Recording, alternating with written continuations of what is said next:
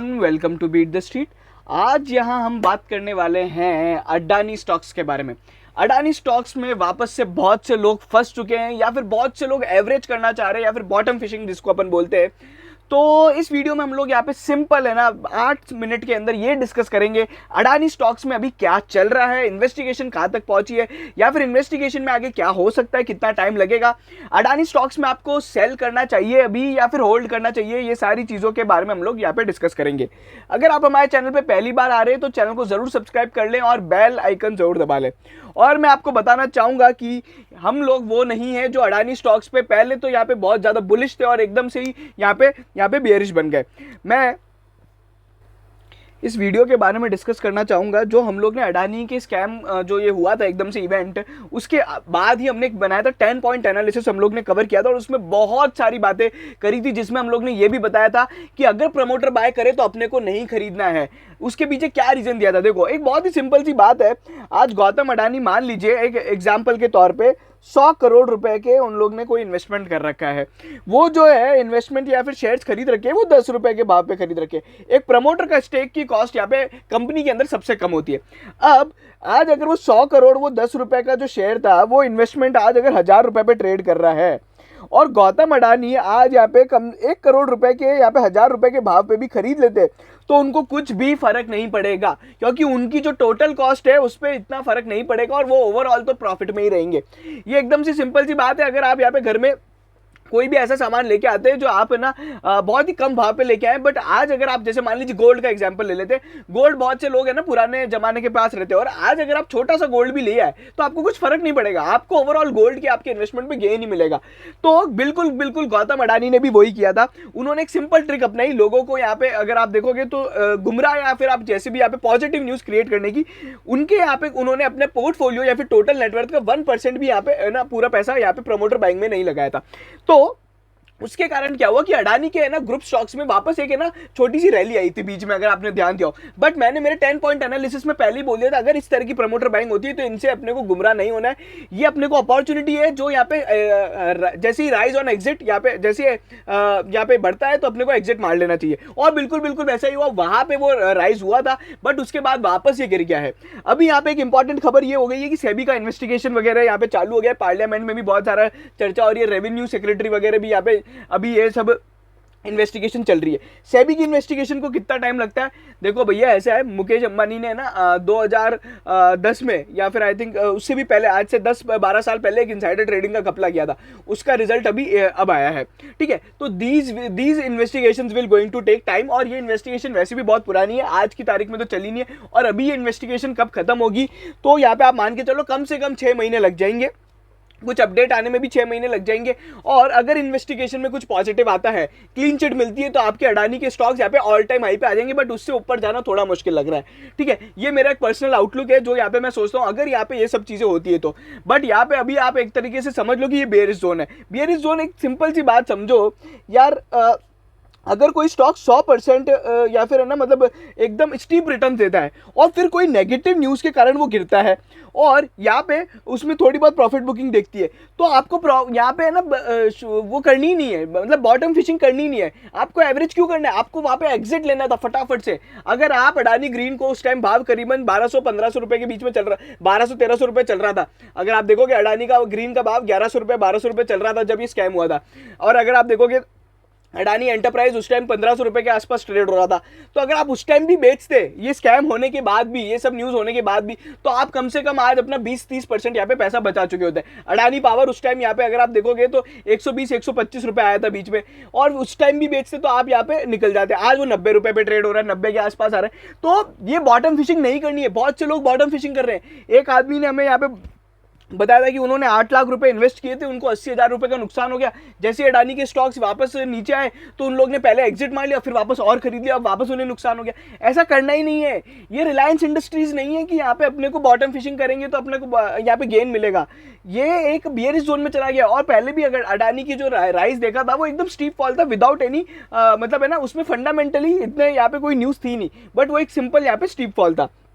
चलिए अब यहाँ पे ना इंपॉर्टेंट बात सीधा ये करते हैं कि अब क्या करना चाहिए। देखो अब आपको है ना एक सिंपल में है ना ओवरऑल जितने भी 6 स्टॉक्स है अडानी के, उस पे एक यहाँ पे मैं आपको एक स्ट्रेटेजी बता देता हूँ। आप है ना Q1 के रिजल्ट का वेट कर लो। अभी लगभग ये स्टॉक्स है ना सब उस पे हो चुका है, इन्वेस्टिगेशन की भी खबरें आ चुकी है, सारी चीजें हो चुकी है। अब आप Q1 के रिजल्ट का वेट कर लो। अगर Q1 में कोई कंपनी आउट परफॉर्म करती है तो आप वहाँ पे फटाफट एग्जिट कर लो। एंड डोंट एक्सपेक्ट कि यहाँ पे अडानी वापस उस तरह के रिटर्न दे सकता है जिस तरह के रिटर्न पिछले साल दिए थे, है ना।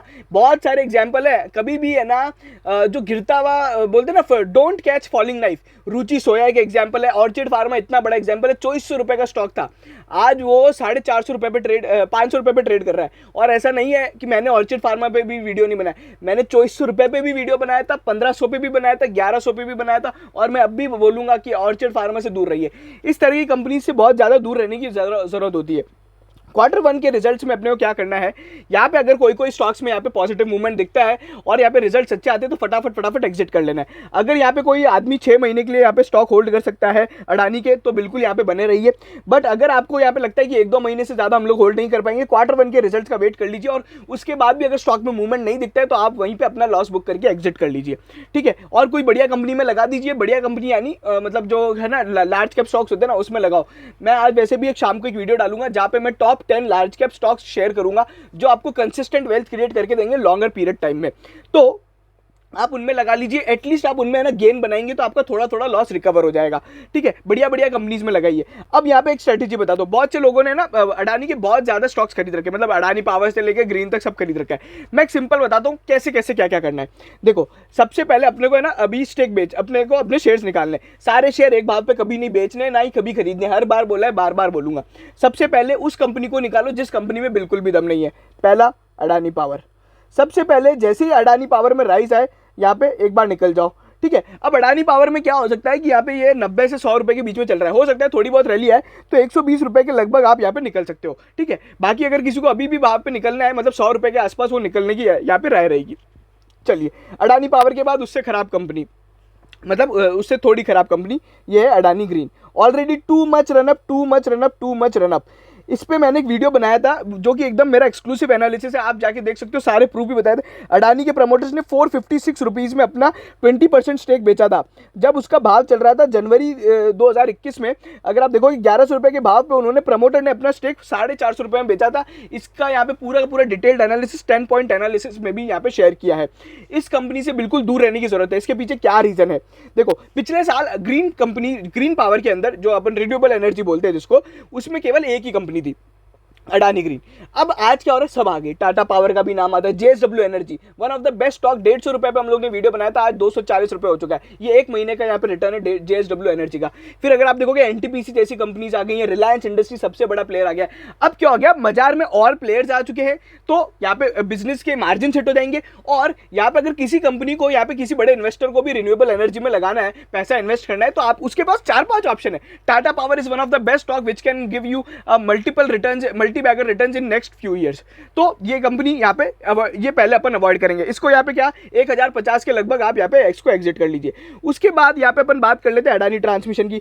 अडानी ट्रांसमिशन एक और स्टॉक है जो अपन तीसरी बार अगर कोई यहाँ पे एग्जिट करना चाहता है, मतलब अडानी ट्रांसमिशन को, तो यहाँ पे वो तीसरा सबसे कमजोर स्टॉक है इनका जो यहाँ पे आपको एग्जिट करना चाहिए। तो अडानी ट्रांसमिशन के लिए मैं क्या बोलूंगा आपको, अडानी ट्रांसमिशन आपको 1000 रुपए के लगभग कर लेना चाहिए। फिर यहाँ पे अपन बात करते हैं अडानी टोटल गैस की, वो भी यहाँ पे बहुत ज्यादा रनअप हुआ है। और यहाँ पे अभी क्या हो रहा है, ओएनजीसी और अगर ये कंपनीज को आप देखोगे ना, ये इनने यहाँ पे कभी भी कुछ नहीं किया, अभी तक इसमें रैली नहीं आई है। नेचुरल गैस की प्राइस यहाँ पे बढ़ा दी गई है, गुजरात गैस ने बढ़ाई थी, उसका शेयर 3% बढ़ गया। And I am still saying ONGC can give you multiple, काफी अच्छे रिटर्न दे सकता है, 10 से 20% के आप उसमें अभी भी पैसा लगा सकते हो। तो अडानी टोटल गैस से निकाल के आप ओएनजीसी में लगाओगे ना, आपको बहुत बढ़िया रिटर्न मिलेंगे, मैं आपको बोल रहा हूँ, ठीक है। तो अडानी टोटल गैस एक स्टॉक हो गया। अब यहाँ पे 2 स्टॉक है जिनमें यहाँ पे आपको लिटरली बने रहना चाहिए, वो है अडानी पोर्ट्स और यहाँ पे एक और है अडानी एंटरप्राइज। देखो, इसमें बॉटम फिशिंग की बिल्कुल राय नहीं रहेगी, लेकिन मैं अडानी एंटरप्राइज पे फिर भी आई एम वेरी बुलिश। उसके लिए यहाँ पे मैं स्टॉक है ना टारगेट दे सकता हूँ 1200-1300 रुपए की अगर कोई रेंज मिलती है तो यहाँ पे आप उसमें ना बाय कर सकते हो। ये 1200 1250 रुपए की जो रेंज आती है, तो यहाँ पे आप है ना अडानी एंटरप्राइज को बिल्कुल लॉन्गर टर्म के लिए आप खरीद सकते हो। दो यहाँ पे शॉर्ट टर्म बेयरिशनेस रहेगी, जब तक ये अडानी के मामले नहीं सुलझेंगे तब तक यहाँ पे कुछ भी नहीं होगा, ठीक है। बाकी मैंने है ना मेरे शेयर होल्डिंग पैटर्न का यहाँ पे पूरा का पूरा वो डाल दिया है कि यहाँ पे क्या क्या शेयर होल्डिंग पैटर्न में चेंजेस आए। बहुत सारे अडानी स्टॉक्स के अंदर यहाँ पे जो वो प्रमोटर्स जो एफआईआईस थे, जिनके यहाँ पे ओवरऑल जिनके बारे में बहुत चर्चा हो रही थी, जो 10-10 साल से इन्वेस्टर थे, उनमें से बहुत सारे एफआईआईस ने थोड़ा थोड़ा अपना स्टेक बेचना चालू कर दिया है, ठीक है। यहाँ पे और शेयर होल्डिंग पैटर्न में मैंने और भी चीजें बताई कि यहाँ पे कोई बड़ा यहाँ पे कुछ भी नहीं हुआ है। अडानी पोर्ट्स एक ऐसा स्टॉक है जिसको आप यहाँ पे करंट भाव पे आप देख सकते हो, बट यहाँ पे मेरी जो राय रहेगी, इसको अगर आपको एवरेज करना है, अडानी पोर्ट्स को मैं बोलूंगा कि आप एवरेज कर सकते हो। बिकॉज क्या है, इन लोग ने सही में है ना एक्सपेंशन किया है। अडानी एंटरप्राइज अगर आप देखोगे, एयरपोर्ट बिजनेस, लॉजिस्टिक्स बिजनेस, और यहीं पे पोर्ट्स वाले में इतने पोर्ट्स खरीद रहे हैं। अभी भी वो एक नया पोर्ट खरीद रहे हैं साउथ इंडिया में, जिसकी बातें चल रही है। तो ये अगर बाजार गिरता है, 600 रुपए के अंदर आपको अडानी पोर्ट्स मिलता है, तो आप यहाँ पे ले सकते हो वापस वही टारगेट। और मैं बोल रहा हूँ अडानी एंटरप्राइज और अडानी पोर्ट्स सबसे पहले ऐसे स्टॉक होंगे जो यहाँ पे आपको सबसे पहले ऑल टाइम हाई पे दिखेंगे। तो ये था एकदम है ना शॉर्ट एंड स्वीट, मैंने फटाफट से 10 मिनट लिए आपके जरूर, बट यहाँ पे मैंने सारी चीजें बता दी है। आपको यही स्ट्रेटेजी अपनानी चाहिए। और अगर आपका यहाँ पे 1 महीने से कम का यहाँ पे आउटलुक है, तो आप बिल्कुल बिल्कुल Q1 रिजल्ट्स के देखने के बाद आप यहाँ पे एग्जिट कर लेना। और अगर आप होल्ड कर सकते हो तो प्लीज 6 महीने के लिए इन स्टॉक्स को होल्ड कर लीजिए।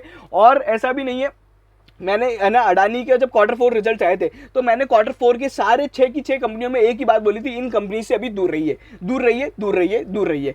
बार बार एक ही बात बोलूंगा। दूसरे लोगों की जैसे मैं ना अलग अलग यहाँ पे ओपिनियन नहीं दूंगा। आज ये हो गया तो गिर रहा है तो बोल दो बेच दो, बढ़ रहा है तो यहाँ पे खरीद लो, ऐसा नहीं बोलूंगा। मैं हमेशा एक ही ओपिनियन रखूंगा। और पहले भी मैंने जब 10 पॉइंट एनालिसिस में भी मैंने बोला था Adani enterprise is one of the stock, और अभी एक अडानी पोर्ट्स है जो मेरे को वापस अच्छा लग रहा है, क्योंकि करंट भाव पे वो बहुत ज्यादा यहाँ पे एक है ना अच्छी खासी रैली दे सकता है। तो ये दो कंपनीज पे बिल्कुल फोकस रहना चाहिए, इनको होल्ड करना चाहिए, ज्यादा बॉटम फिशिंग ना करें, ज्यादा एक कंपनी के अंदर एक्सपोजर भी ना लें। कल ही हम लोग को एक आदमी ने यहाँ पे मैसेज किया था, उन लोगों ने क्या किया था, 22 लाख रुपए के उनके पोर्टफोलियो था, जिसमें से 10 लाख रुपए उन्होंने डीएचएफएल में लगा दिए थे, तो 10 लाख रुपए पूरे के पूरे डूब चुके। ऐसी गलती बिल्कुल बिल्कुल मत कीजिएगा आप। बाजार है ना मतलब it's not an easy money, ठीक है। बाकी वो 10 लार्ज कैप कंपनीज में आज यहाँ पे शेयर करूंगा शाम को, तो आप प्लीज प्लीज प्लीज उन कंपनीज पे ध्यान दीजिएगा। They can do a much better things. JSW energy जैसे स्टॉक्स ढूंढो जो आपको सही में रिटर्न दे, सही में वो बढ़िया कंपनी है। और टाटा पावर देख लो, जेएसडब्ल्यू स्टील देख लो, इतनी बढ़िया बढ़िया कंपनीज है। टाटा स्टील में आज भी इतना दम है, तो ये सब चीजों में लगाओ ना यार। आप क्यों वापस बॉटम फिशिंग करनी है, उन्हीं स्टॉक्स में क्यों घुसना है, ठीक है। So that's my analysis. Thank you so much. अगर आपको हमारा काम पसंद आया तो प्लीज चैनल को सब्सक्राइब करें, टेलीग्राम चैनल पे हमें जरूर फॉलो करें। ये जो हमारा टेलीग्राम चैनल है, ये इंडिया का ऑटोमेटेड स्टॉक मार्केट फीड है, जहाँ पे आपको सभी तरह की खबरें अगर आप देखोगे तो यहाँ पे आपको ऑटोमेटेड बेसिस पे अपडेट होती हुई दिखाई देंगी। भले वो मैनेजमेंट की कॉन कॉल हो या फिर कोई भी तरह के रिजल्ट वगैरह हो, तो आप यहाँ पे सब चीजें यहाँ पे आपको मिलती रहेंगी। तो ये आप यहाँ पे अगर बाजार में नए हैं तो आप यहाँ पे जुड़ सकते हैं हमारे इस चैनल से। बीट द स्ट्रीट सर्च करना है, नहीं तो आप लिंक इन डिस्क्रिप्शन के थ्रू भी जा सकते हैं। Thank you so much. Please please please बढ़िया कंपनीज में इन्वेस्ट कीजिएगा।